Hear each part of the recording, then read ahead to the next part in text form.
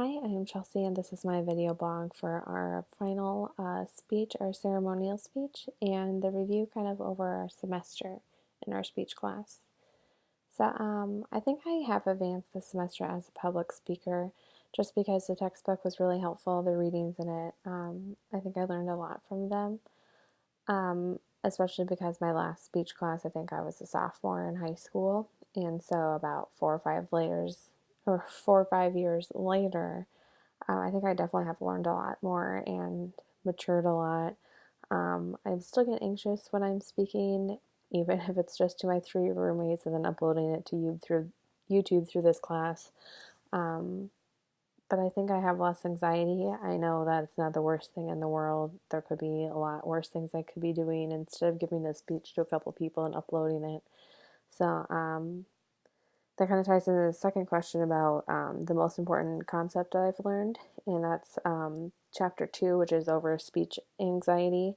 That chapter kind of taught me, like it's a natural thing to go for or go through. Our body gives off different things. If you sweat maybe when you're nervous or something, that's totally natural. It's just what happens when people have anxiety. So I think that was the most important concept to me in theory that I learned about, just because everybody gets anxious, everybody gets nervous during speeches, and that one kind of reminded me, everyone goes through this. It's not just you. You have all these other classmates doing it with you, so not that big of a deal.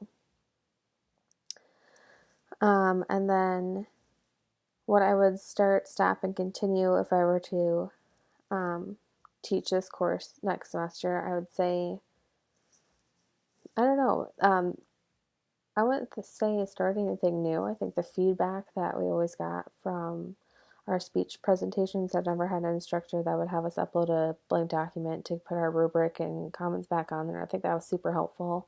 Also, through the outlines, continue to give us those formatting tools first, that whole outline where we just fill in the gray spaces, and then when we turn our rough draft in, you're just giving it for completion points, and then you can give us great feedback. And I think that really, really helped me through the semester, or through this 8 weeks. It really helped me, understand what I was doing wrong, what I needed to do, what I kept forgetting. So it kind of just built on that, and it kept me going, and it continued to get my speech process a lot better. I wouldn't say you should stop anything. Everything was helpful throughout the semester, I think. I had a pretty positive experience through this class. I was really nervous to take a speech class. I figured online would be easier. It's not all entirely easier. You're kind of on your own for the most part of getting stuff done. But the weekly reminders were great as well, so you would remember what to get done. So I don't think, just continue what you're doing. As far as the ceremonial speech, our last one, I felt that one was pretty fun.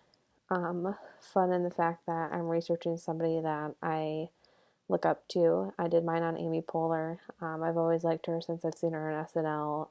I've been watching that show since I was really little. So she's always been someone I've looked up to. So to be able to do a speech on her was great and honor her and show people, what she's capable of and how she's supporting girls and women and equality and broadening people's perspectives in that way. So I really think that was great, doing my speech on her.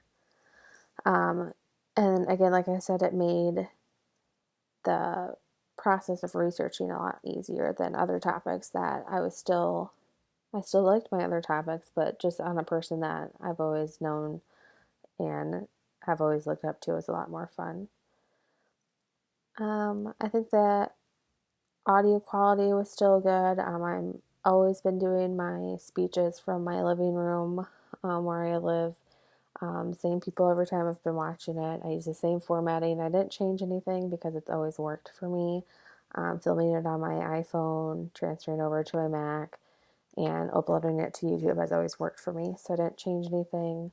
Again, when I'm doing these vlogs, the headphone in and the microphone down here works the best for me because I think it picks up my voice a lot better than the computer would on its own. So nothing with technology really got in the way. I would consider my audience when I delivered this speech, especially just because in the beginning I kind of talked about what characters Amy Poehler has been in, what kind of roles she's played in her TV sketches and in movies, and I think a couple of people in my audience maybe didn't know all of those things, so I definitely had to consider them when doing it. By tying it into those are characters she had played, and letting them know, she's not just a comedian. She does all these other things, and so I had to consider my audience are people my age, and they may not know all those things about her. She is pretty relevant still today, but sometimes I think people might just not know certain things about certain people. So I think that's how I had to um, consider my audience when doing that speech. And they responded pretty well.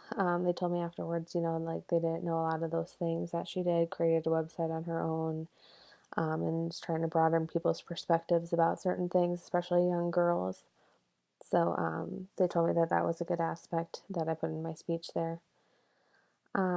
What I did in my speech that did work this time, um, I think I added a lot more information. Maybe that was because I liked the topic a little bit more and it was easier to talk about. I felt a lot more calm this time, so that's what I think went well and what worked. Also, knowing that was my last speech kind of gave me a little relief there and maybe calmed me down a little bit more than my other ones. But otherwise, I definitely have had a good 8 weeks doing this class, and I would recommend it to a lot of other people. So, thank you.